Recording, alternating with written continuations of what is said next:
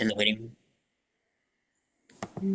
No, there's not anyone in the waiting room. Well, there's one person. Let me admit the waiting room. Here we go. Okay, That person is joining. Oh, dear. wonderful. So this meeting is being recorded. Um, Thanks everybody for coming. Um, should we do the roll call, Laura? Sure. Let's see. Counselor Dobbs, Here. Counselor Perry, Here. Counselor Moulton, Here. Member Cutler. I know she's here. I've been speaking to her. Yeah, I was just coughing. Oh, sorry. And Member Moses. Don't see her yet. Okay, but you have a quorum. Okay, wonderful. Thank you. So first item on the agenda. So what? First, I wanted to mention that for public comment, if you have public comment that is not related to um, the snow ordinance discussion, now would be a good time to speak. But if you do want to speak about snow removal, then we will very soon be having a discussion about that. So you could just hold off if you'd like. Is there anybody that has public comment that is not related to the snow removal? Okay, great. Well, the first item on our agenda is to approve the minutes from October 8th. Is there a motion to approve those minutes? Yes, I move to approve the minutes of October 8th. I second that. Oh, sorry, I didn't mean to. We'll give that to Garrick. Sorry, Counselor. I'm just excited. Okay. So, oh, sorry, go ahead. Do you roll call? Is that Oh, right. IQ? Okay. Counselor Dobbs, Yes. Counselor Perry, Yes. Counselor Moulton, Yes. and Member Cutler. Still don't see Member Moses yet. Okay. Yes. I'm reaching out to Member Moses, but I've not heard back from her yet. Gotcha. Okay. Okay, so we can begin our discussion on the snow removal ordinance. First, I would like to ask if there's anyone who'd like to speak about their thoughts on this. Anyone from the public? Oh, I guess I should also welcome everybody. We've got Chief Cartledge with us here, Chief of Police John Cartledge. So thank you for coming, Chief. We also have Director Donna Lascalia from the DPW here. Thank you for coming, Donna. And then we have members of the Disability Commission here as well. Chair Amy Sugihara, Vice Chair Emma Cornwell, Jenna Perna Elias, Asher Henricks, and then we have Emma Marlin Curiel, who is she's been helping us out on the Disability Commission for a PSA that we're working on, specifically for the snow removal ordinance. So we invited her to the meeting since it's very relevant. So now I would just ask if anybody wants to say any thoughts about before we begin. Okay. Well, I guess if you don't mind, I would like to read three brief statements. Oh, sorry, Amy, you have your hand up. Go ahead. Well, I didn't know if this was a time for public comment before Yeah, you all basically, have your conversation. yeah, it's like an open like a public forum, so you can feel free to raise your hand anytime, respond anytime to anything anybody says. Okay. Yeah, totally. Just kind of like raise your hand whenever you want to talk. Okay, then I'll let you get going. Sorry, I didn't. Oh no, that's okay. It's just it's a little Understand. it's kind of a loose structure, just a public Okay. forum. Yeah, All yeah. right. Thank you. Okay, no problem. So I'm just going to quickly read some brief, a few constituents of mine that weren't able to attend the meeting. They sent me some statements that they wanted me to read for them. So I'm just going to do that real quick. The first one is from a constituent in Ward 4. She said, they say, we live on a hill downtown and have a long sidewalk which is on the shady side of the street. At one point, the sidewalk angles towards the road, and at another point, it angles toward our house. When it is slippery, it is very, very slippery.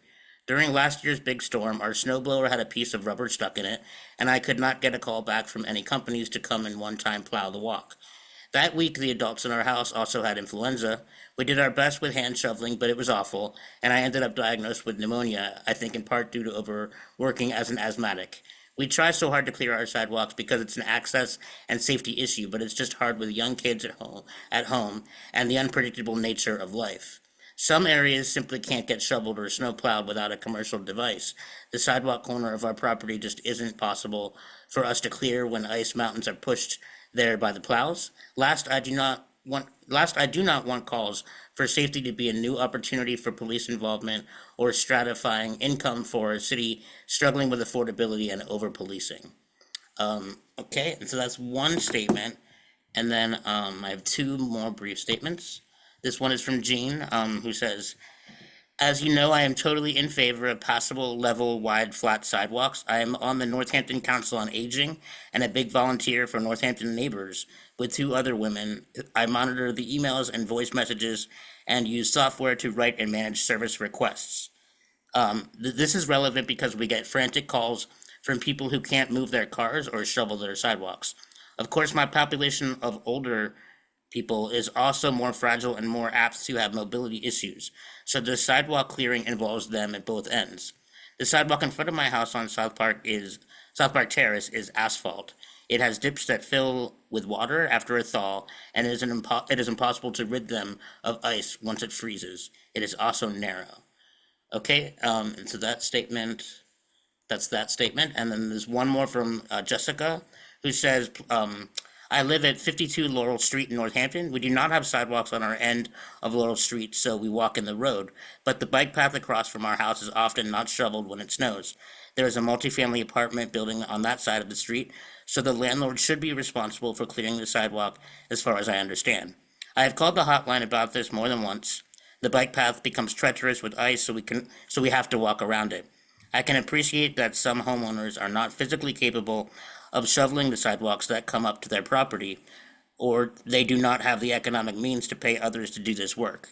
An alternative would be for the Northampton DPW to take responsibility and clear these sidewalks. This will cost money though, and the budget is already stretched. Another option will be to coordinate volunteers to help neighbors who cannot shovel. I coordinate Valley Time Trade, an alternative economic program that pays volunteers in time credits for the services that they provide to other members. If the city became a member, it could call on help from VTT members when needed. I know that there are other volunteer-focused organizations in Northampton that might be able to help, such as Northampton Neighbors. Thank you for your work on this issue. Okay, so those are the statements, and I just thought they were important to read because it shows the different difficulties that people face for clearing their property, and one of the reasons why we're trying to come together to figure out how we can work together as a team, as a city, to address everyone's issues, everyone's needs. So there are a lot of challenges here, and there's a lot of elements, components to this discussion. So it's hard to know really where to begin. So I guess I just would like to say that so the snow ordinance that we have, it was went into law about over 20 years ago, and before that, there was a time when Northampton we did plow more of our sidewalks as a city, and then around the late 90s, the snow ordinance was put into place, which made it so that property owners are responsible for shoveling their properties, and so I'd like to, in my ideal vision, I guess, would like to someday see us go kind of progressively, over time, go back to to a time where the city is able to plow more of our sidewalks. There are challenges there, however. Currently, the DPW is very understaffed, and that's a huge challenge. And we have 2 sidewalk tractors, but one of them is not fully functional, and we don't have the staff to operate it. So there are big challenges, and that's something that I'd like to kind of work on over time. But for now, we have to kind of think about the immediate future, because we have the winter months are coming, and I want to see what we can do to work together so that we can see a visible improvement this year and in the coming years. And I think that's going to take work from everybody, which is why I'm so glad that we're gathered here and that we can all talk about it together, which I'd like to continue. So, I guess where to begin? So it looks like Nancy Forrestall is not here. Is that correct, Laura?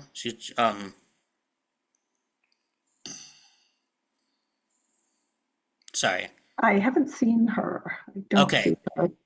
So it would be nice to get her thoughts at some point on the parking enforcement ideas that we, other recommendation that we have. But we can start with the chief. If you want to just give me your thoughts on how you enforce the snow ordinance and I know we've talked about this before about finding people and the reason the pro and cons for finding people and so if you just want to like give me your general thoughts on how you uh enforce how the police Sure. department enforces. Yeah, thanks. Thanks, Counselor. Yeah, so like we spoke about before, we have 4 patrol areas in the city, and we have 1 cruiser that patrols each of those areas. So for the amount of calls we respond to in a day, we're fairly busy. After a snowstorm, we typically do get some phone calls from residents, reporting unshoveled sidewalks. We respond, as soon as we can get there, and try to look at the sidewalk, make a determination if it's, up to city code or if the landlord or property owner needs to remove the snow or ice. If they do need to remove the snow or ice, we'll knock on the door, try to get a hold of someone. If we can't get a hold of someone, we'll leave a city ordinance card, either at their door or in their mailbox, and which advises them that, pretty much every 24 hours after the storm, they're responsible for, they could face a $50 fine for not shoveling. Some of the problems we run into, well, typically once we make contact, the residents typically do clean their sidewalks. So the verbal warnings we give or the written ordinance that we hand out does typically work. Um, some of the problems we run into is when it's a property owner that lives out of state and they're renting to people, that if they don't have someone that's going to clear the sidewalk, I don't know, it could be in their lease agreement that they have to have the tenant do it, or if the property owner lives in another state, that becomes problematic. But typically we do gain compliance with an officer going to talk to the residents. Thank you. Asher. Yeah, if it's okay to ask a question, just want to make sure I'm following the rules here. Yeah, anytime you want to ask a Yeah. question, feel free. Thank you. So, John, I was wondering how long after the warning the sidewalks end up being cleared. So that becomes problematic as well, because we have, like I said, 4 patrol officers who are on rotating schedules. So if I'm the officer who gives a warning one day and I'm not working the next day, or I'm working another sector in the city, I'm really the only one who knows that I went there yesterday, other than the dispatcher. So unless we get another call, and we have multiple calls for service, sometimes those may get lost. Um, there's no real um, secure way to keep, like, if I went to 10 sidewalks, if I'm the one who's going to check on the 10 sidewalks the next day, it's we have rotating schedules. We're out there investigating crimes and going to motor vehicle accidents and everything else. So um, we do respond when we're called upon, but for the officer to have that responsibility, along with other, we have multiple traffic requests for radar and speed enforcement. There's a list a mile long. So the officer has a lot to do in their 8-hour shift.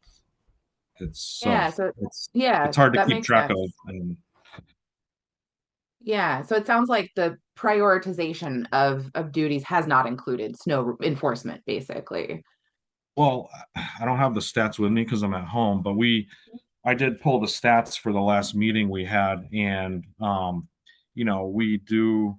I think I pulled for 5 years. We do respond to a significant amount of unshoveled sidewalks, but there was a numerous amount that when the officer responded, they were cleared enough for the officer to feel like they were passable. So some of them the officer responded to and they were already cleared. So it's hard it's different circumstances every time. We don't typically find people because we do gain compliance with for the verbal warning and education for the snow emergency. So Sorry, I thought you just said also that it's because of the rotating schedule, and I'll pass to somebody else soon, well, but just so I'm that too. understanding.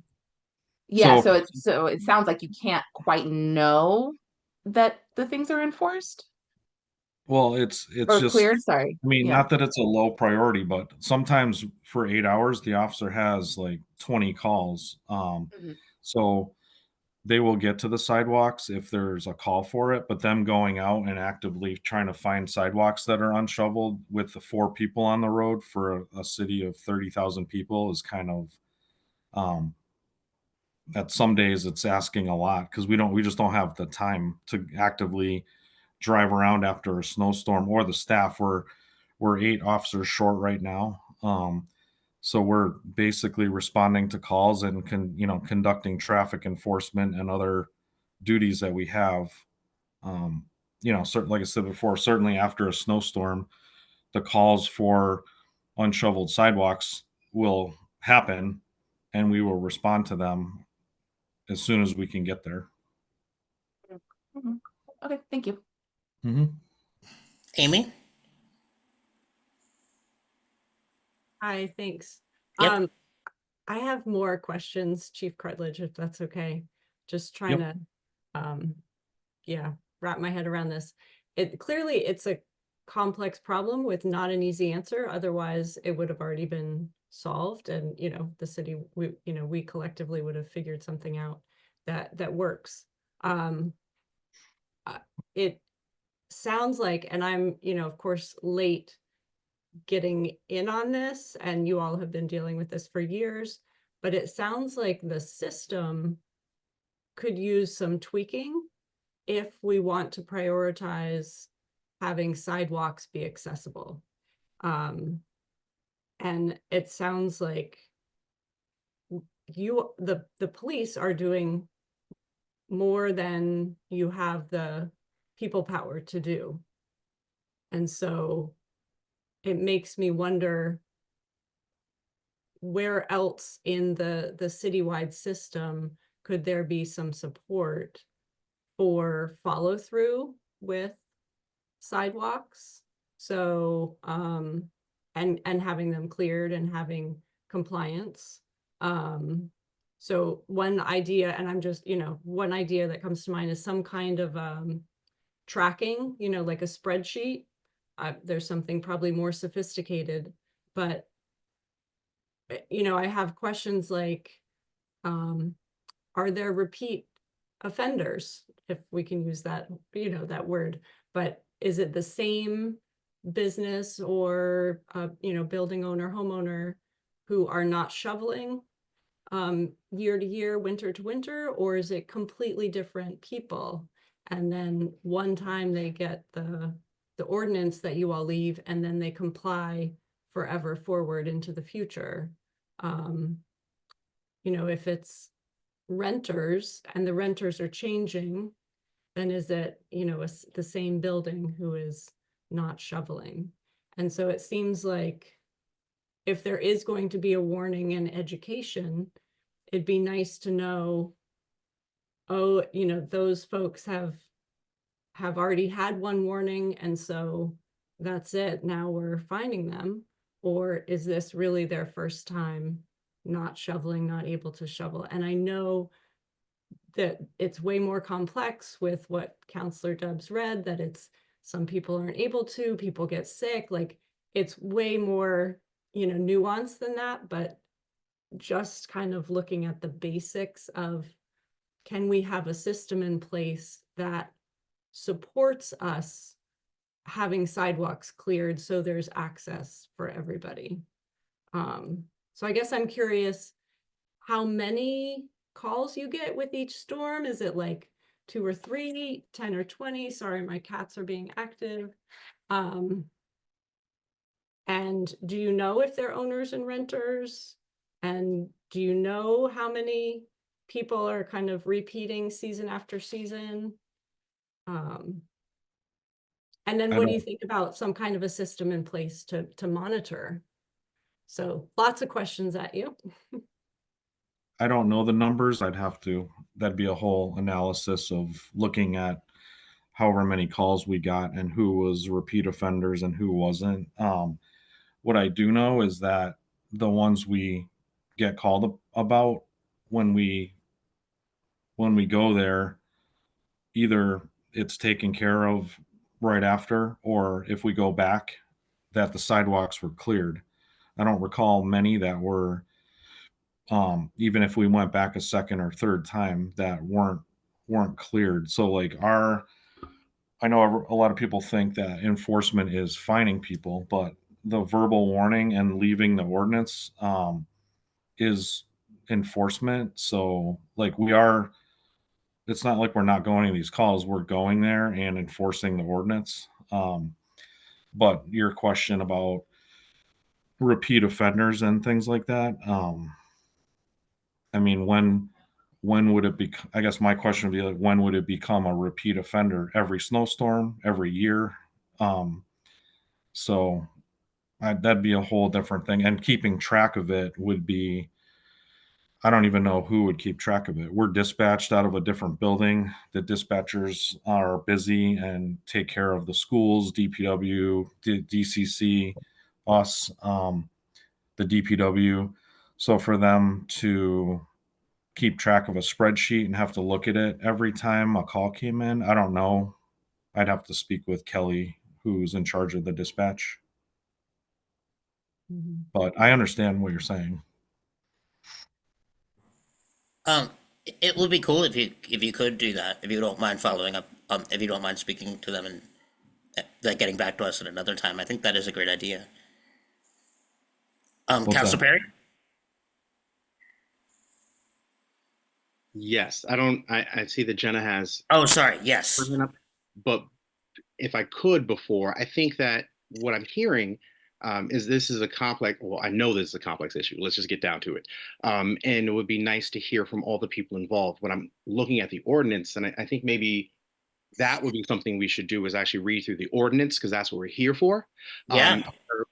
There are different people involved. And so to just ask questions to the police department feels like we're only looking at one portion of it. So I personally would like to hear from the folks involved. If other people on the committee would agree with that, is that Director Lascalia, who's here as well, and just see where these pieces fit before we Yes. start asking questions. Sure. So you want to start by reading the ordinance? Is that what you said? Or Just maybe we could post up and look at it. Like I'm sorry to like go back in time, but let's no, look no, at the that's fine. I think that's ordinance, a so good that everyone suggestion. has a chance, and then maybe bring Director Lascalia into this conversation.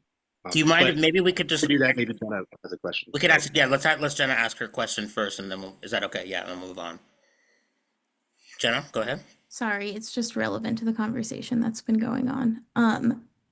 I feel like Asher kind of tried to clarify this, but I'm still a little confused because it's confusing how we're defining compliance if there's no real gauge or measure of how long it took an officer to go back and check. Because if they don't do it until their next shift and their next shift is the next day or longer than that, in the context of this, that feels like a really long time. And it's not necessarily compliance if 24 hours to 72 hours later the snow is removed.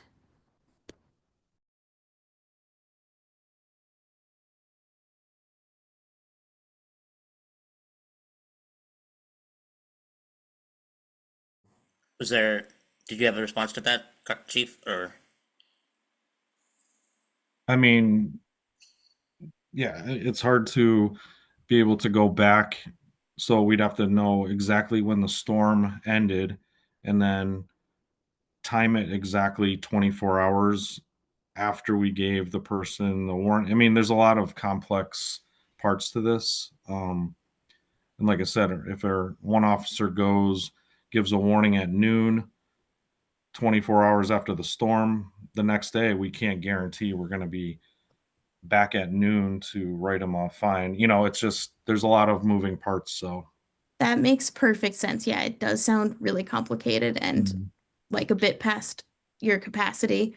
But it just makes me nervous to use compliance if we don't have a measurement for that. If we're saying that the education leads to compliance, but how compliance is being determined seems really fuzzy, so that feels uncomfortable for me.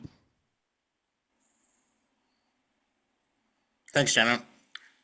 Yeah, and I guess I would just add that, it feels like since this is a very challenging discussion because we're talking about an ordinance that specifically states that every 24 hours a person gets fined for not clearing their property.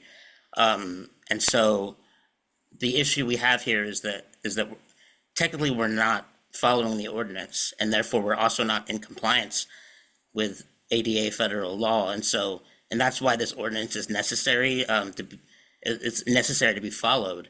And so the problem here is that it's not Chief, I understand you have each individual person and department has their challenges. And so what I'm trying to hopefully accomplish, maybe not at this meeting alone, but in the next coming months and future discussions, to see how we can all come together to enforce this ordinance correctly. And it doesn't mean that we want people to be punished for not clearing. All we want is the main goal here is for the sidewalks to be cleared of snow and ice, and for residents to be able to get where they need to go when they need to get there. And a lot of times people can't leave their houses they can't go to work, they can't go to the grocery store. And so all we're trying to do is just try to improve this, try to see what we can do to make people's lives better in Northampton. And so this is I where get our that, challenge is. Yeah. but finding people isn't going to change the time they clean their sidewalk. If a verbal warning is what we're doing and educating them first, going up to hand them a citation for $50, the snow's probably going to be cleared in the same amount of time. You know what I'm saying? Yeah, no, I do. Do you mind if I ask you a question, Chief? Yeah. I do. I completely understand what you're saying. So I would just ask, do you think that means that we need to change the language of the ordinance? Because that's what the ordinance says. So if you're saying it's not possible, do you think that means there's a change that needs to be made in the Does language? the ordinance say that we must fine? Yeah, I mean, can we get that up, Laura?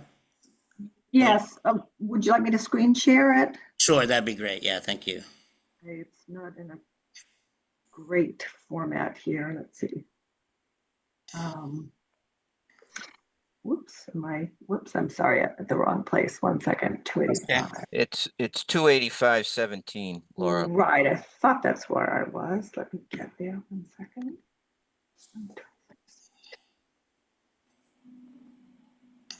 I get what you're saying, Counselor.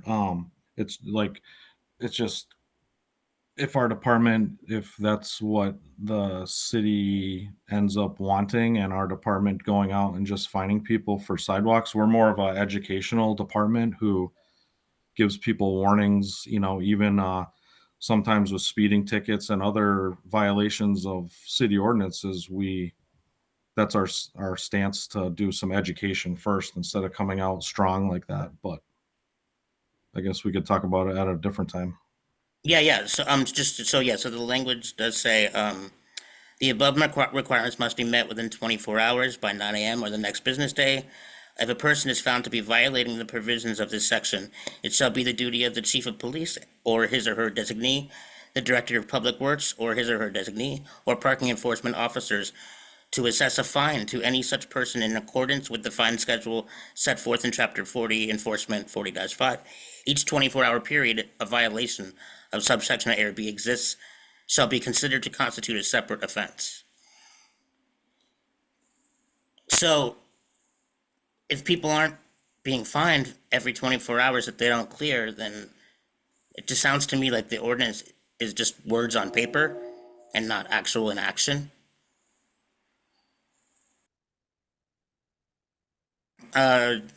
Deborah, would you like to speak, Deborah?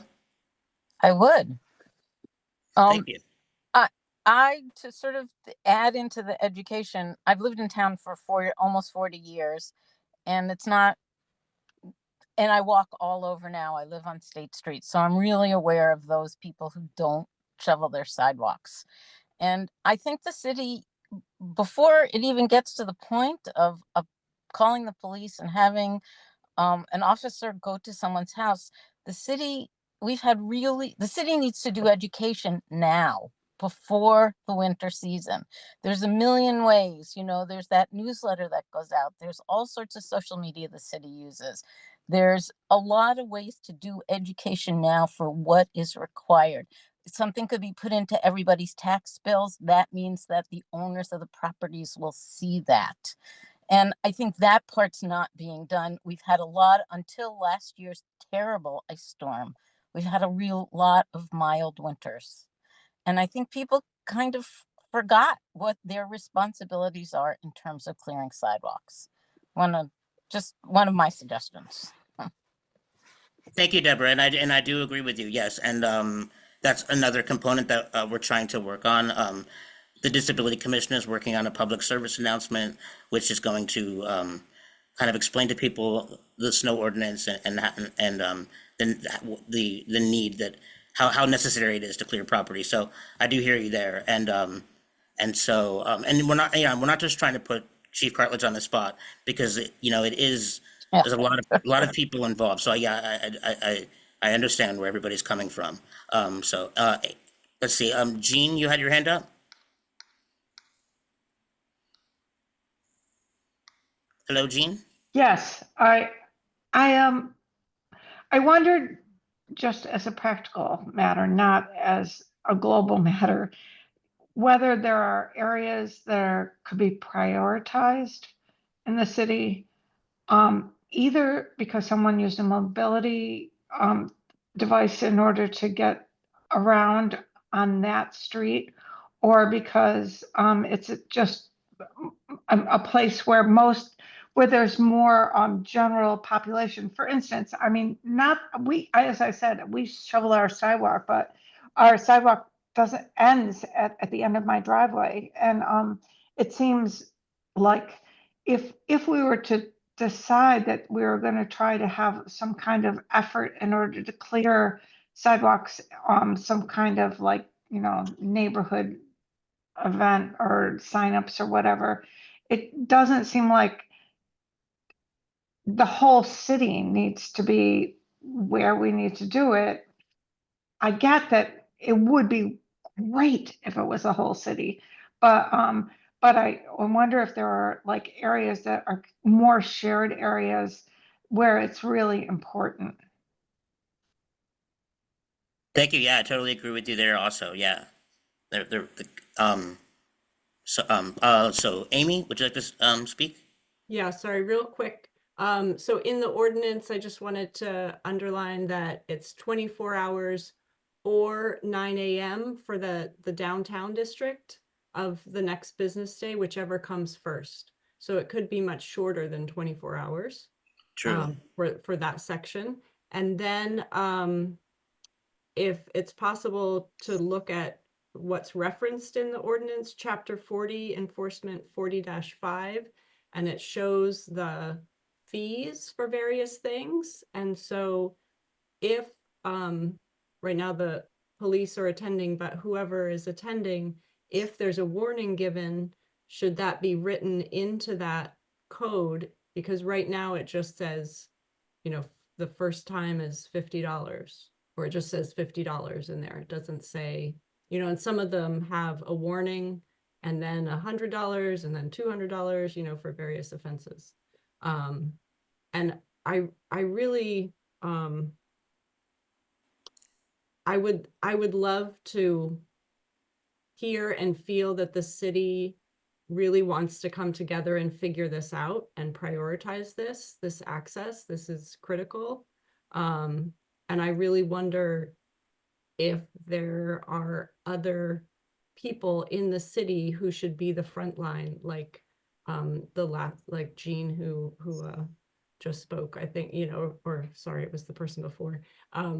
Anyway, you know, maybe it's not the police who should be going out and doing this, and maybe it should be another entity, and you know, everyone stepping back and kind of thinking outside the box and really thinking about what system would work well to make this happen.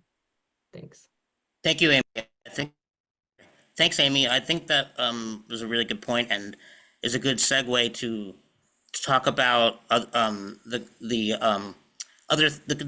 recommendations that we actually have on our agenda, which we were planning to ask the department heads about. One of them is about this is about to have a special detail following snow and ice storms for parking enforcement officers to observe, document, and report on the presence of snow and ice on sidewalks. And Amy Sugihara actually wrote a really good letter on behalf of the Disability Commission supporting that idea of a special detail for a parking enforcement officer. So that, I think that's one really good idea to take some of the pressure off of the police department. And then another idea that's on that we talked about, which is on the agenda, is the idea of would it be possible for a division of community care, community responders to respond to reports of violations in addition to or instead of police to educate property owners about the snow removal ordinance.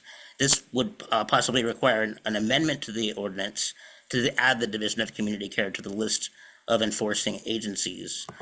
So is there anybody here that could speak to that idea, since we don't have parking enforcement officer Nancy, we don't have the director Nancy Forrestal here.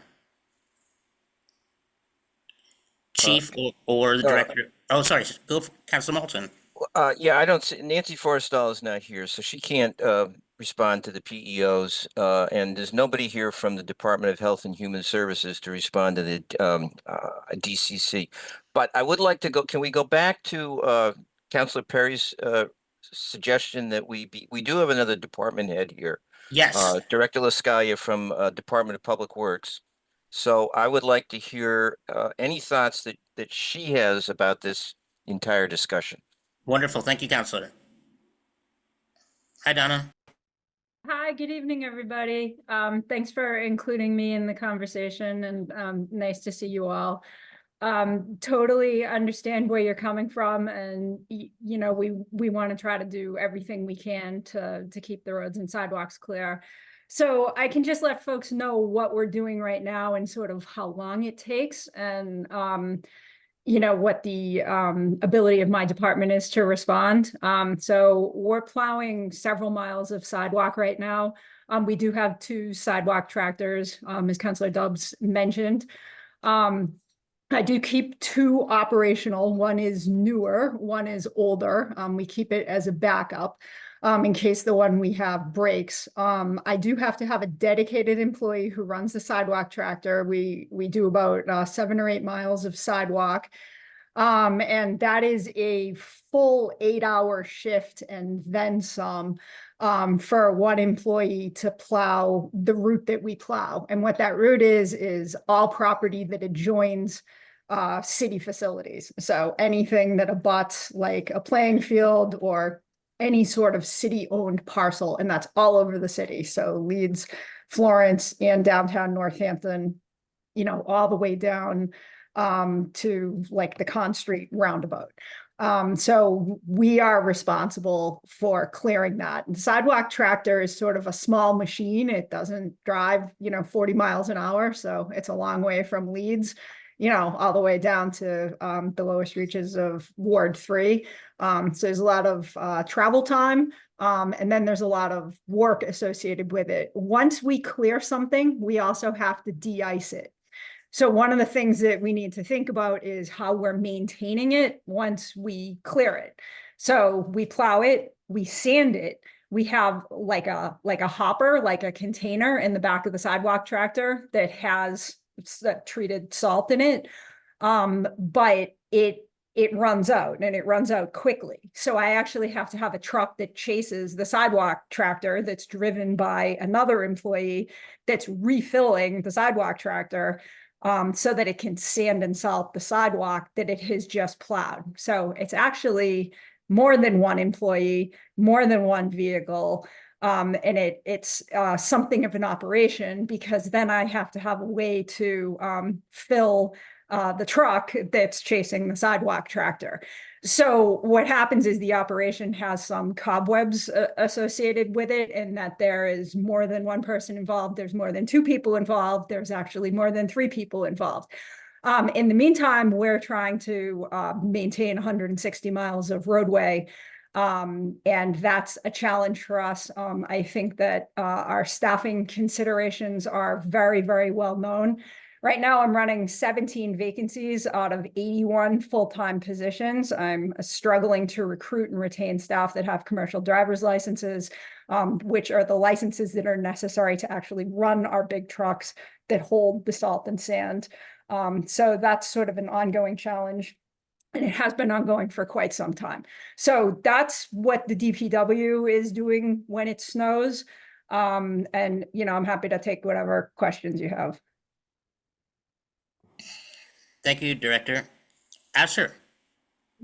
Just I don't know the width of I was wondering, Donna, what the width of the path plowed is, because I was thinking the accessibility of a path for someone who's walking is very different than someone who's using a wheelchair or other mobility aids, etc. And there's ADA guidance around the width, I believe, of at least sidewalks. And I don't know about snow, like clearing a path in case of weather, but I would assume it'd be the same as the sidewalk. So I was wondering what the path is like from that tractor. It depends on where we're plowing. So every sidewalk is different. If we had a strict ADA compliant sidewalk, it would be 60 inches. That's what we would want to see. Many of the sidewalks in the city that we're moving through are not 60 inches. We can actually go down to 36 inches, which is 3 feet. If we have an obstruction like a utility pole or some fire hydrant that can't be relocated for whatever reason.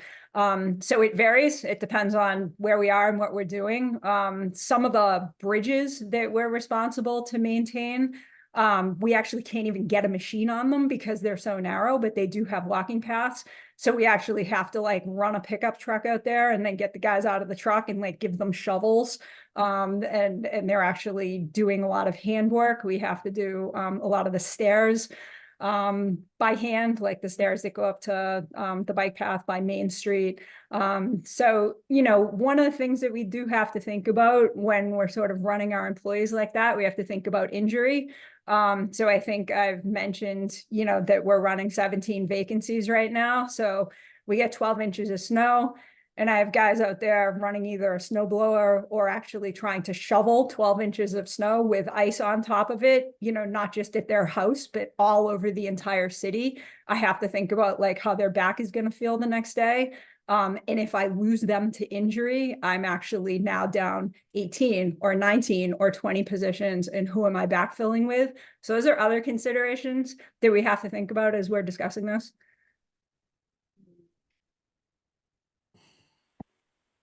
Thank you, Donna. Molly. You. I'm sorry that I joined late and this could have already been discussed. This might be a question for Solicitor Seawald. I'm curious, so last winter, unfortunately, I was present for someone without mobility impairments, saw her walk at the end of my street. This was North Elm, and the sidewalk has this curve down and it was icy, and she was walking and just fell and slammed her head into the pavement. Thankfully, she was fine, but she could have very easily not been fine.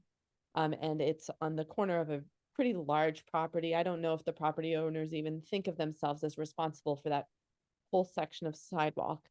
But from a legal perspective, is if someone did get seriously injured with a fall from ice, would that be liability toward the owner of the property?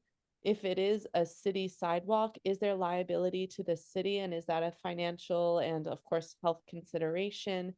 And does the presence of the ordinance that says the city is responsible for making sure residents do this, does that also open the city up to liability even for private property incidents? The short answer to your question is no, it doesn't. There's a statute specifically exempting cities and towns from liability for snow and ice. And I will also tell you, for general defects in the public way, whether it's a pothole or anything, any defects in the public way, the limitation of liability for cities and towns is $5,000, unless the person dies as a result of the defect in the public way, and it has to be the exclusive cause of the injury. So the liability, this is not, it is a safety issue, but it is not a liability issue. Thank you.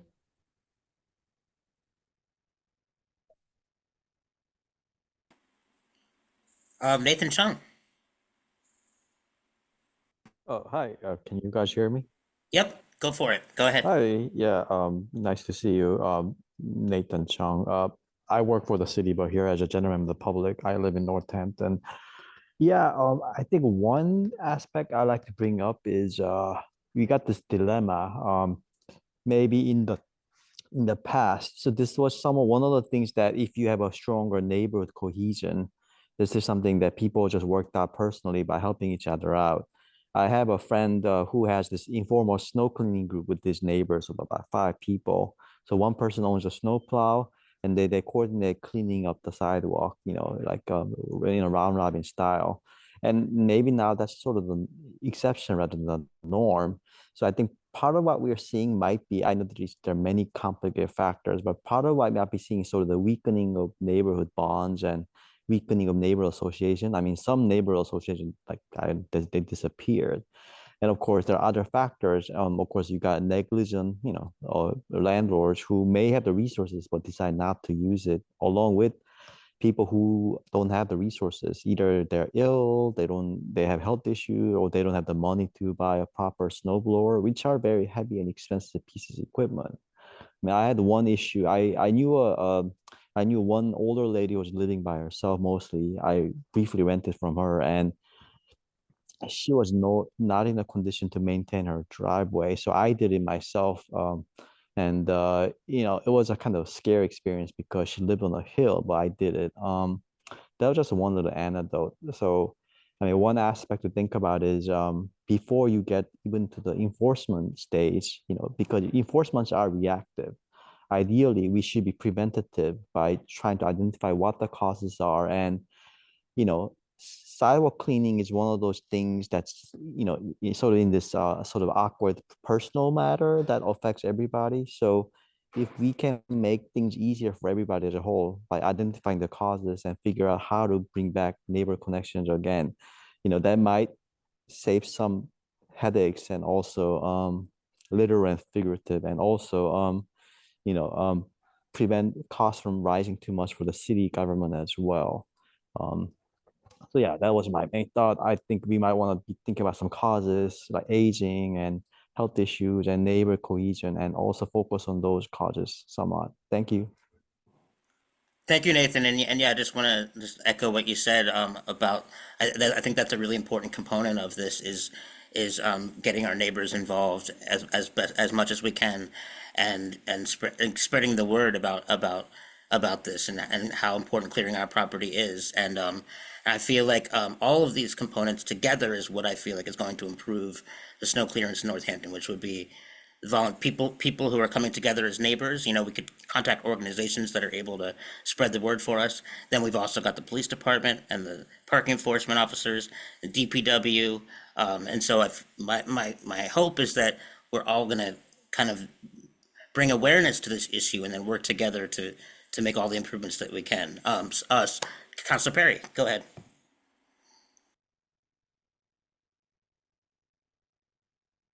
Oh, you're muted. Sorry. It was good. I pretty much said nothing, just waved my hands. But thank everybody for all their input. This is a conversation that is not going to be solved here. What I would like for us in the committee to do is kind of look at what our task is to look at this ordinance and see what we can do. And here are just a couple things that I am pulling out of what everyone has said. One thing that I think Asher brought up was the width of plowing, whether it's compliant. But with that also comes something that I brought up earlier in other meetings, is that it's not just plowing a sidewalk, it's also other obstructions. So say if you, you plow a sidewalk, but there are brush obstructing you. So that is another thing. So I think maybe we could add in, or however people feel like that there is some component of we have to at least plow a certain width of the the sidewalk, or have something. I'm looking at also the timing.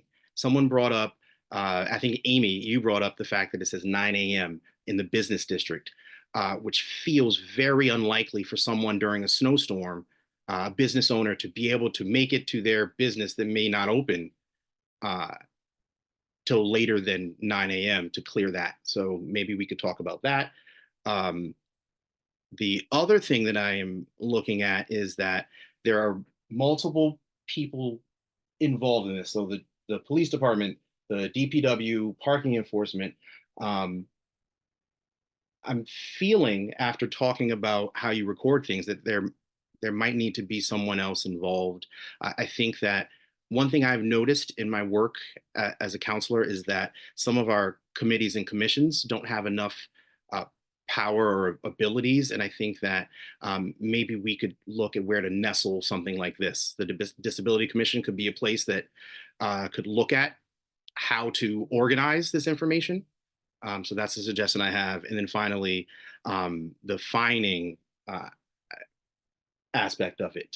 How do fines work? I hear from Chief Cartilage that sort of the presence helps, and whether or not we need to dial in on that portion. So that's me rambling, and I will turn it to the rest of the committee, what they think.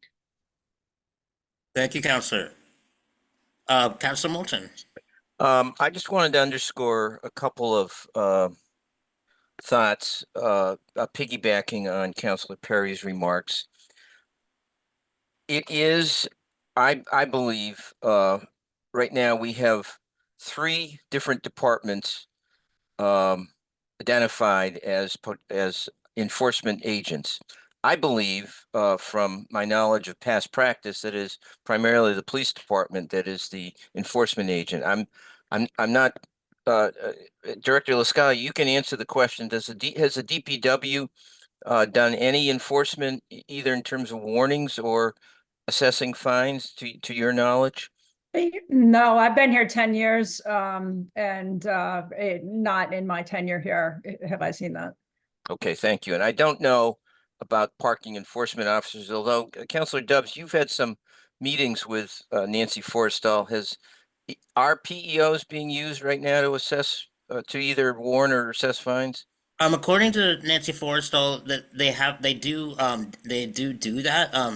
I don't think it's like a specific detail, which is kind of like the suggestion that we've made, but they do.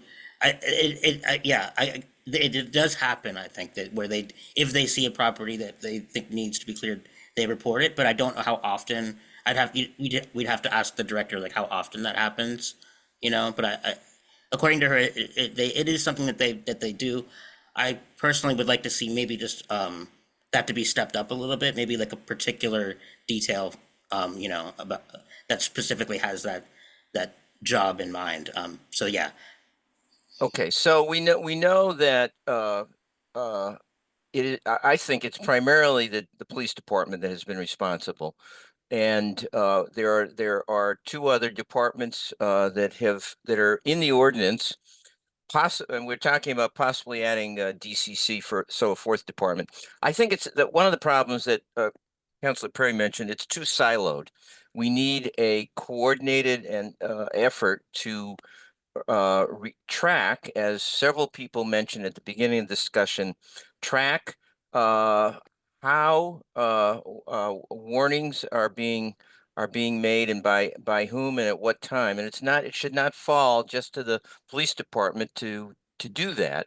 It needs to be a citywide commitment that we're going to have a better and more comprehensive tracking system so that the question about timing and repeat offenders can be easily answered. And with the technology that's available today and keeping track of such things, I think that can be done. Some office, some staff has to be responsible for that. So that's one thing. And then the other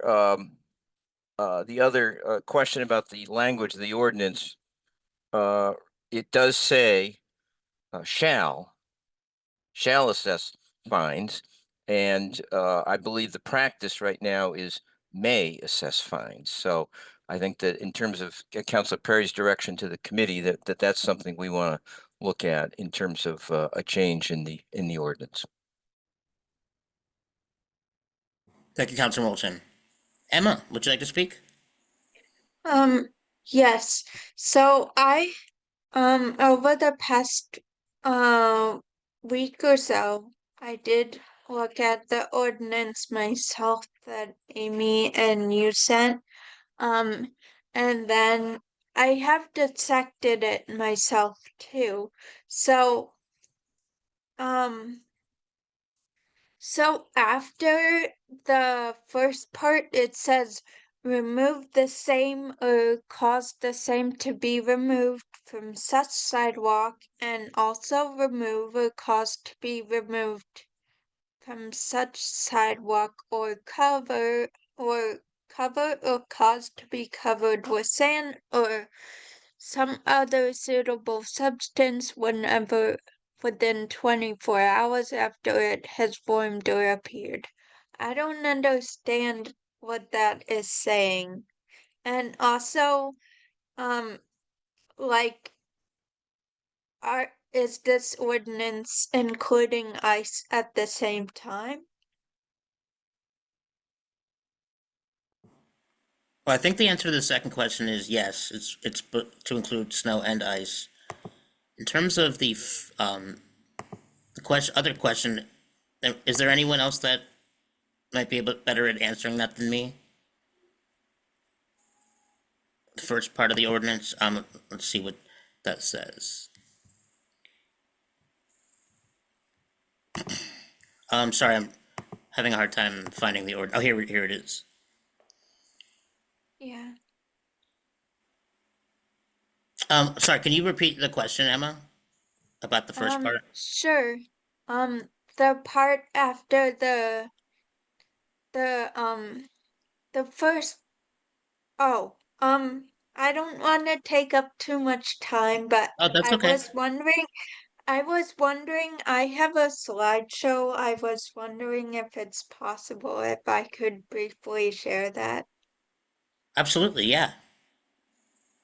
Is that okay, Laura? That would be more helpful for the visual learners. Yes, let me make her a co-host. 1 second.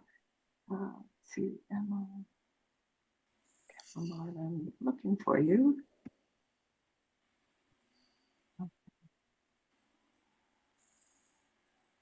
Okay. You're a co-host, so you should be able to screen share now. Thank you. So, is this is can you see it? Yes. Is this one? This is the original language. I marked it up. I'm talking about this part. So after the pink part, the yellow part. Yes. Okay, so within 24 hours, remove the same or cause the same to be removed from such sidewalk. Yes, I have no idea what that means or it's referring to.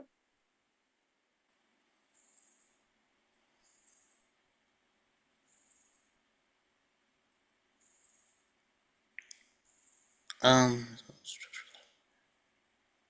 after snow has ceased to fall. Mr. Chair, Yes, may I jump in here very quickly? yes, please do. If Emma, if your question is what is meant by remove or cause to be removed, when you hire somebody to do it for you, you're causing it to be removed, but you're not removing it yourself. So is that the source of confusion for you? So basically what that says is you're either going to do it yourself or you're going to hire somebody to do it for you. Okay. I think that's just a convoluted way to say it, but Thank you very that's much. That's what we do my here view. in the legal profession. But you know, so that's what that means. Either you're going to do it yourself or you're going to get somebody else to do it for you. Okay, got you. All right. Thank you. No problem. Thanks for clearing that up, Attorney Seawald. Okay. Anyone else have questions, comments at the moment? I would just want to remind members of the public that came late. You can feel free to raise your hand and speak at any time during this meeting. So if there's something you'd like to say, you don't have to wait for a specific time. Okay. Looks like no hands at the moment. So, I mean, yeah, at some point we'll have to wrap up this conversation. I would like to continue it and keep this a continuous conversation that we have throughout the next, months and weeks. Oh, it looks like we got a message. Ace Taylor would like to speak. Ace, welcome. Hello. Got here a bit late. My apologies if this has already been said better. I really appreciate the consideration for making sure that residents can meet the ordinance and also holding people accountable to that ordinance, because that is very much a balance that needs to be struck that I think is erring too far in the unenforcement direction at the moment. I would like to strongly agree that I don't think the police should be the ones enforcing this ordinance. I don't think the enforcement of this requires 2,000 hours of gun training, and I think it's best suited to other areas. Though there have been several suggestions of places that I think would be better suited to this, including DPW if the staffing allows, Department of Community Care if the staffing allows, and other city departments. Yeah. Thank you, Ace. Gwen About, go ahead. Thanks. Yeah, so some of the questions just coming up is, sometimes the circumstances for somebody are never going to change. They're not, if they're elderly, they're not going to suddenly become young and be able to maintain. If it's a wheelchair user, then, that's not going to change. Sometimes it's temporary and other times it's very long term. I did appreciate some of the letters that I heard written in earlier in terms of like, connecting with people in the community in a mutual aid type of way. And I'm almost like sort of envisioning like in each ward or each segment of a neighborhood or each neighborhood, there could be like some kind of a group of people who are committed to it in some way. I think of moving to the community and doing that. In terms of enforcement, I think it would be a great idea if the Division of Community Care could get involved in this, because the DCC is for non-emergency care, and it usually revolves around some kind of a need, whether it's medical or whatever. And this is kind of, in my opinion, sort of like almost like a public health concern in a way, in terms of people who are wheelchair users or using walkers and stuff like that, and not being able to go to the grocery store. In the case of an emergency or anything like that. So that's something that I don't know, I think we can find something better for this in terms of, you know, the type of enforcement, like, I think just the main goal is to get the snow off the sidewalk, like as ASAP. So those are some of my thoughts. I think that's it. Thank you. Thank you, Gwen. And yes, I completely agree. That's the number one goal is to get the sidewalks cleared. And I'm really appreciate that you also brought up the portion of the population that in Northampton that can't shovel or clear their own property. I'm one of those people. I'm in a wheelchair and I can't clear my own property. So yeah, we're trying to look out for everyone and see what we can do to help everyone involved in this. Emma Cornwell, hello. I was wondering what the next steps are for this ordinance. Like what happens after this meeting?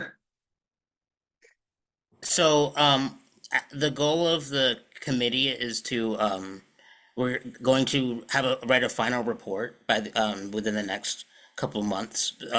The committee ends in December, which we actually we stop acting as a committee, in December. So at the end of December.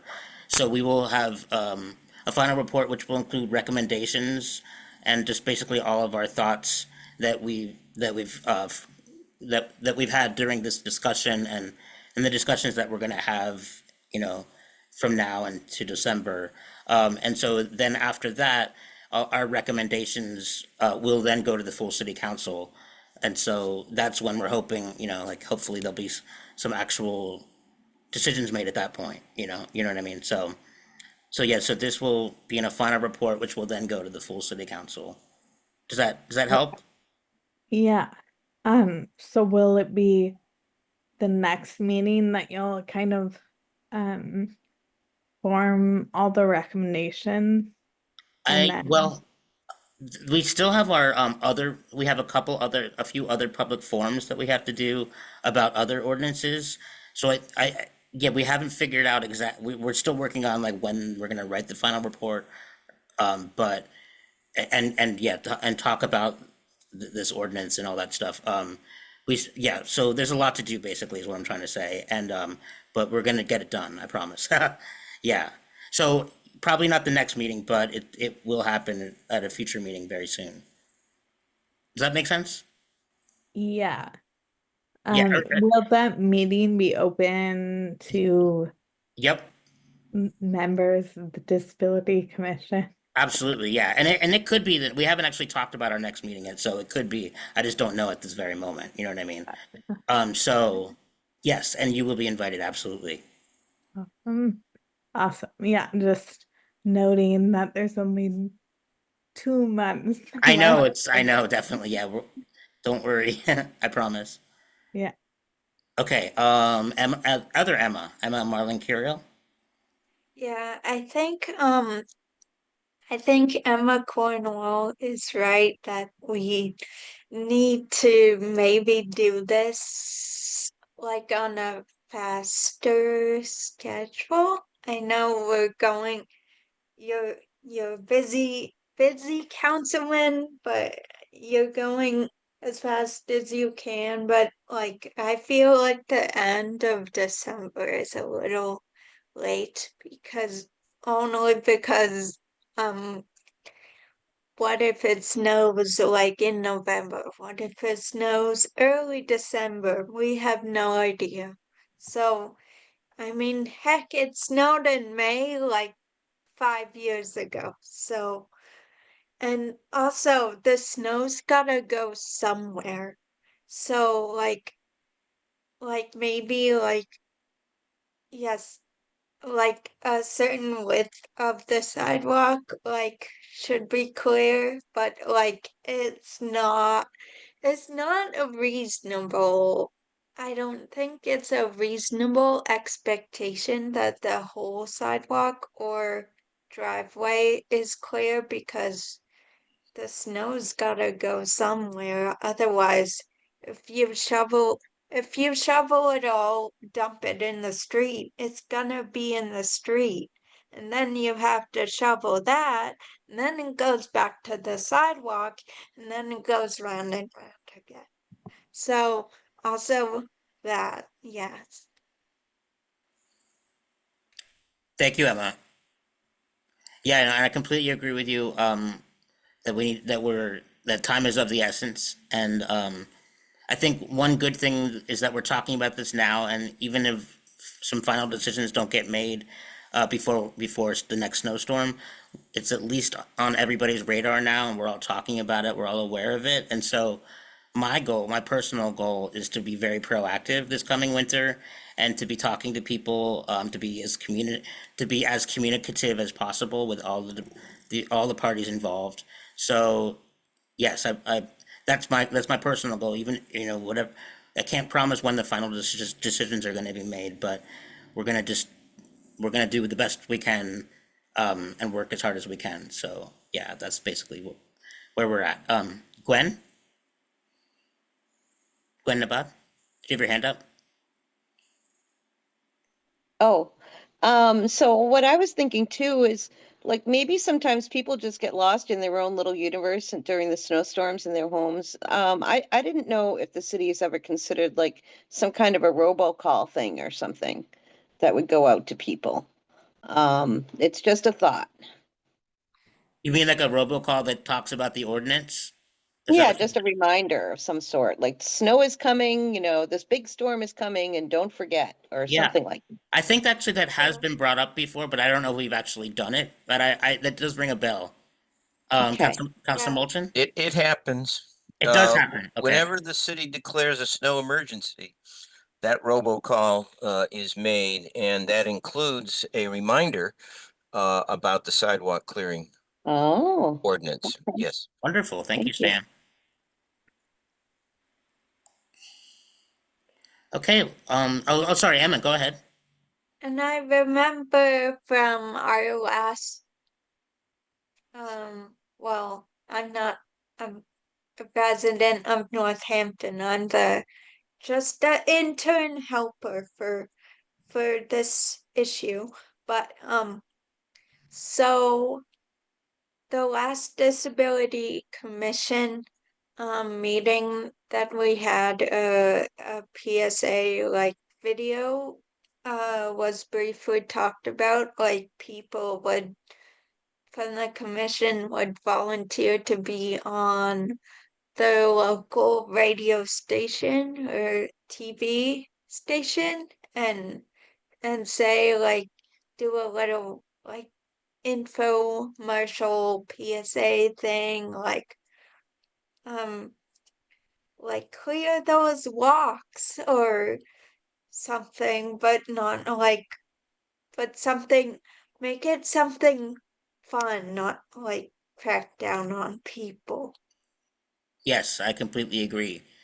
Yeah, we don't want people to feel like we're trying to punish them.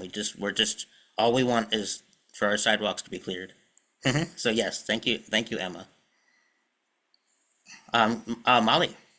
Um, Following up on what Nabad brought, which apparently already happens, I wonder, as we think about mutual aid, or if there was even a volunteer force within the city that was ready, willing, or if the city ended up having space in the coffers to employ citizens, like residents of the town, to help out for people who don't have the finances to cause their sidewalks to be cleared. Like, what if the robocall before a snowstorm said something like, if you cannot shovel, please call such and such a number to get support, so that people don't just get stuck in the, well, I'm just not going to be able to do that. And also that means the city could say, we gave you an option to, if financially and physically this was not possible for you, we gave you another option and you chose not to follow up in it. And just a little more of that fine enforcement, like, it makes sense. Like, there were other possibilities, you didn't take the possibilities, and then we could structure how that possibility could come about.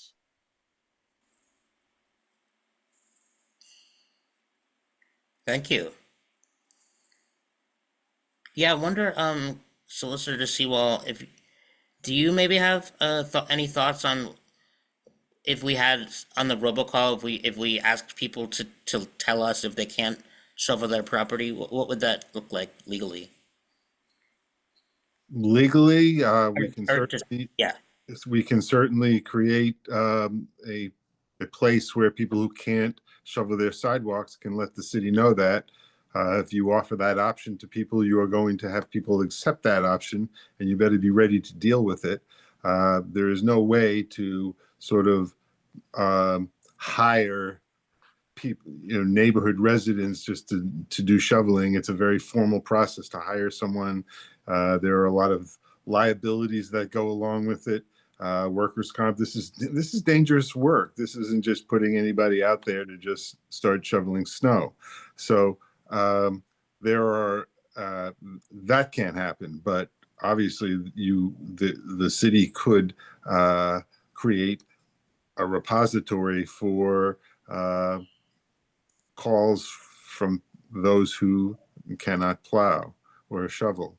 The other thing I just want everybody to keep in mind as we think about this, these are all executive functions, okay?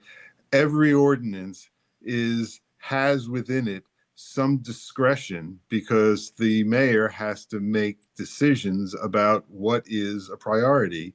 And there are times when this will be a priority, and there are times when this will not be a priority. And so, regardless of what the ordinance says in terms of shall or may, there is always this element of discretion, sort of triage that the mayor retains. And that's the nature of being the CEO of the city. And so the other thing I just want to put out there, under our charter, the city council and city councilors cannot direct how executive employees perform their jobs. Okay? So you could make all these recommendations, but if it's ultimately going to be up to the mayor as to how enforcement is done. And that's just a fact of life for every department. And, so I just want to put those things out there just for consideration.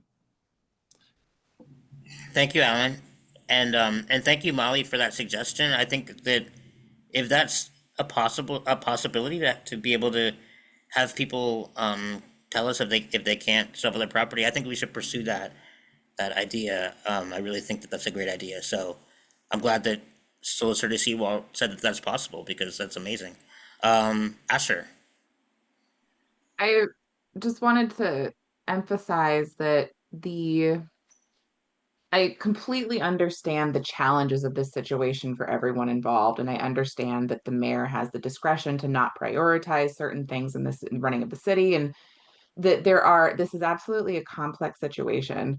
I think just what I want to highlight is the impact on people when those decisions are made to deprioritize, because prioritizing one thing does mean deprioritizing something else, right? The impact on people who cannot leave their homes for work or food, or like it just that those choices have consequences. And I know that everyone understands that, but I just want to emphasize again that for people who use mobility devices, and even just people who are trying to get around in what is, as has been pointed out, dangerous conditions, that just to emphasize the impact is being disproportionately pushed onto people who are already facing extra challenges in mobility, right? So from my perspective, heard from everyone here, and just to emphasize again that choices have consequences, and the burden of those choices has been pushed onto people who use mobility aids. And as we all think about solutions together, I'd really love to keep that as a priority, to remember that the impact is falling disproportionately on some of our citizens over others. Thank you. Thank you, Asher. And I would like to just kind of echo what you just said and talk about just for a second my own lived experience. And I just want to, a lot of people have heard me say it before, but I feel like it's worth saying again. The reason I'm a city councilor is because of this issue. I got involved in local government. I joined the Disability Commission in 2019, 6 years ago, because I became vocal about this issue, and people suggested to me that I should join local government and try to do something about it. So 6 years later, I'm literally still here trying to work on this, and it's because like what you said, Asher, it's the impact that it's had on my life and on other disabled people in Northampton, where each year there are months go by each year where I don't really have much of a life because I'm sitting inside. It's really great that I'm able to be a city councilor because I can do work at home on Zoom, and so that's actually a great blessing for me. But and so I'm able to find employment that way. But so many disabled people are not employed because in this area because they can't get to work. Before I was counselor, I would have to take time off during my job, any job that I had in the past. During the winter months, I just didn't go to work. So it's an issue that really does impact people's lives. So thank you. Amy. I'm gonna try to add, even though you, Counselor Dubs, and Asher just spoke much more eloquently than I can, and but I was trying to say this earlier, and I think you both said it much better, but I just want to emphasize again, what is the city's priority? What is our community's priority? And access to sidewalks is vital. And it's, I have this comparison in my head of like, if the streets weren't plowed, if the streets were impassable because of a snowstorm and they were not plowed, that is the equivalent in people's experience of not having the sidewalks cleared. And I think, yeah, that needs to be held in the forefront. What Counselor Dubs said, what Asher said, and, this idea of how impactful it is to not have the sidewalks cleared rapidly so that people can use them. So as I just urge this group of folks, as you move forward with contemplating this, that you really, there were some, I think some amazing ideas. Counselor Moulton, you brought forward these, needing systems to be different. Molly, great ideas. Like, I really hope that these ideas are considered seriously as the city figures out, how do we do this in a better way? How can we make a system better so that we are serving all the citizens, so that everyone can get around? Thanks. Very well said. Thank you, Amy.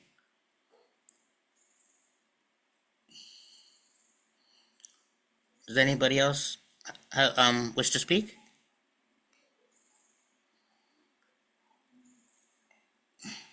Okay, well, I feel like what Amy just said was a really good place to wrap up. It's a very powerful statement. And then I would just like to make sure that this conversation continues and that we, as soon as possible, see what recommendations we want to make for our final report, and then see where we can go from there. Okay, well, thank you so much, everybody. Everybody did a great job, and I'm really happy with how that conversation went. Thank you. Council Dubs and Yep. Amy, can we just schedule now the follow-up? Would that be okay? Let's email about that, Emma. Okay.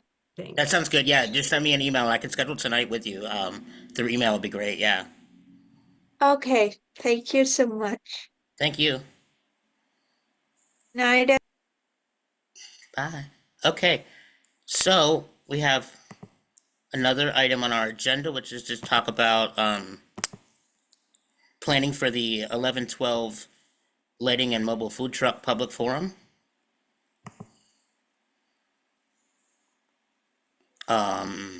Anyone want to bring that one up? The Councilor Perry, I think that, or who was working on the mobile truck ordinance? That was you, Councilor Perry? Myself, and I believe Dane of the coughing. Yes, so there's been interest in this from the business community. One thing, just to go back to the last forum, is that there wasn't anyone, unfortunately, here today from the business community. It's tough to get folks here, but looking at the snow removal ordinance, there is a hefty portion of clearing your space for businesses. Some of those businesses should be in the conversation I thought of.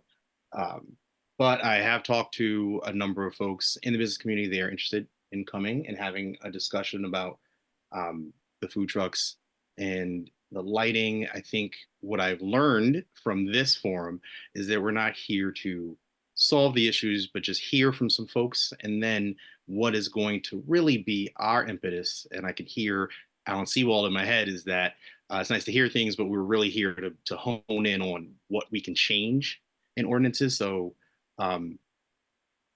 yeah, I just want to be forward thinking for the next one, is to let's really look at what the ordinance is, because there's a difference between intentions and then what we can really accomplish. So on my part, I've reached out to some folks. I'm going to have a conversation with Nathan Chung to see what he thinks, as well as Carolyn Mish had reached out to me about the lighting. So I will talk to her about that as well. So that's my report. Awesome. Anyone else have any updates? Laura. Just in terms of logistical arrangements, I'm hoping I might be able to get support from Member Cutler again in making an invite notice to post to the website. And I think from the last meeting, you guys had identified people that you wanted invited for the lighting, which was the Northampton lights. And there was some specific, was like, I won't be able to remember the names right now, but anyways, there were 3 people. And so I'll definitely invite them. But as far as business community, like if to disseminate an invitation, is there anybody who is now the executive director of DNA, or somebody I should send a notice to? Yes, I will respond to that. If I haven't, I will resend it. So Isaac from Familiars is acting as the person, but it just so happens that the DNA's monthly meeting, I believe, is the second. Oh no, it's the day after. Crap. I believe it's the second Thursday of the month. So all right, I thought I was being very clever. I thought it was Tuesday, but I think it's Thursday. So Isaac is the person to reach out to. I've already reached out to Deb from Eastside and a couple other business owners. So I will send you Isaac's information, and then we'll try and get someone to centralize. I think we don't need everyone from the business community, but 1 or 2 folks. And I will say that we're leading into the holiday season. So, we've got the Northampton Haunt, then into Thanksgiving, then into, Christmas. So a lot of business owners are really crunched right now. So I'll do my best to rile up the troops. Laura, go ahead. And there was some interest at the end of the October 8th meeting of also using that occasion to get input from the business community on sandwich board signs. So like just in doing, I don't know if anybody remembers that, but I think that might have been Councilor Moulton's suggestion that before making a recommendation on the sign ordinance, I think he wanted to hear specifically from the business community about sandwich boards. So I don't know if there's still interest in that. I'm just thinking in terms of making the agenda, if we wanted to add anything to, or is that no longer something you guys are interested in getting feedback from the business community about? I just transcribed the minutes, so that's why my memory of the October 8th meeting is much sharper than probably anyone else's. Well, I will respond in that it was certainly a topic that the building department had some suggestions about, and if we're going to incorporate any of those suggestions in our report, I think my feeling was at that meeting that we should hear from the business community as part of our deliberations. So if we're going to have representatives from the business community here on November 12th, then yes, that would be an additional topic that I think would be great to hear to hear from them as well. My other suggestion is, in addition to the DNA, the Chamber of Commerce puts out almost daily email blasts, and they publicize all kinds of events. So I certainly think we should get this on their radar as well. Thank you, Councilor. Councilor Perry. And thank you, Stan, because I was thinking that as well, and probably adding the POP would be nice. Yeah. Because they're doing some work, and you know they could help us. So that's my other suggestion. Definitely. Sounds good. Any other thoughts on this before? Laura, go ahead. Oh, it looks like you're. Did you guys want to have it by Zoom or in person, the November 12th? Oh. Dana's saying Zoom, I think. Zoom. I think Zoom is okay. This worked well. Yeah, this actually did worked better than our in-person meeting. I think you're right. This did work very well.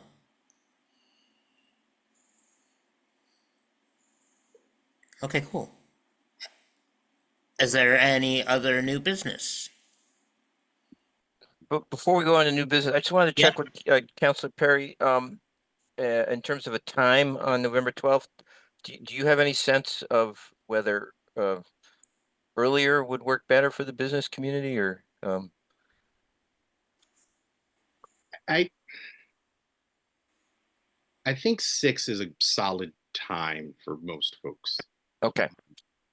Yeah, and I'll because businesses are different. There's folks who have earlier businesses. There's folks who have later dinner stuff. So kind of falls in between that. So I would stick with what we have. Okay. Is there any new business? So this isn't really new business. It's just a reminder that our time is winding down. Yes, yes. I'm feeling, we should really start focusing on changes, things that we want tonight.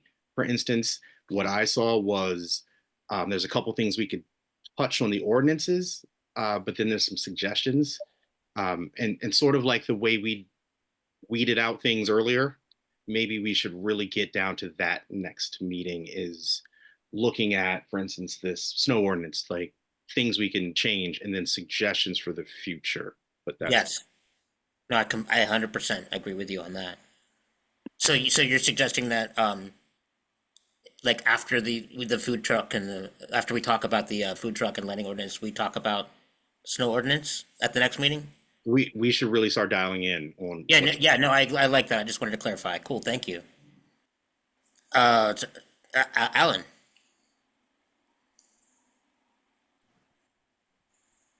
Rule of thumb, you really should be done by the end of November. You should really give yourself December to get this report together.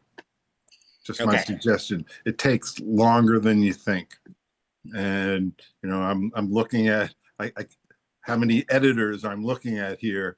It takes time for all of you to edit it. And so rule of thumb, give yourself a month to do the report. That's good advice. Thank you. I like that goal. Let's keep that goal. Okay. So that sounds great. Is there anything else anyone wants to add before we have a motion to adjourn? Am I waiting to find out whether we're talking about streetlights or not, or are we definitely talking about streetlights? Before I make this Oh, decision for the next meeting, which I may or may not already have 90% done. give Council Perry. So it's not street, it's the lighting ordinance in general. It's Okay. not street. So I would put lighting ordinance and yes, let's just, We are definitely talking about it in some capacity. yeah, let's just put it there. Cool. All right. And it's on the 12th, right? I thought I heard someone say the 11th. Oh, I think I said 11/12. I was. Oh, 11. Okay. I Yeah, just meant yeah. like November 12th. Yeah, yeah. Like, do I have that wrong? No. Okay. Yep. Yeah. All good. All good. Laura, I've got that ready for you. I'll send it over. Wonderful. Thank you, Dane. You're welcome. I'll make a My motion to pleasure. adjourn then. Second? Okay, motion made by Councilor Perry, seconded by Councilor Molden to adjourn. Roll call, please, Laura. Counselor Dobbs, Yes. Counselor Perry, Yes. Counselor Moulton, Yes. Member Cutler, Yes. and Member Moses. Yes. Thank you. Thanks, everybody. See you soon. Yeah. See you next time. Thank you. Thank Great you. job. Good night. Good night. Good night, everyone. Night.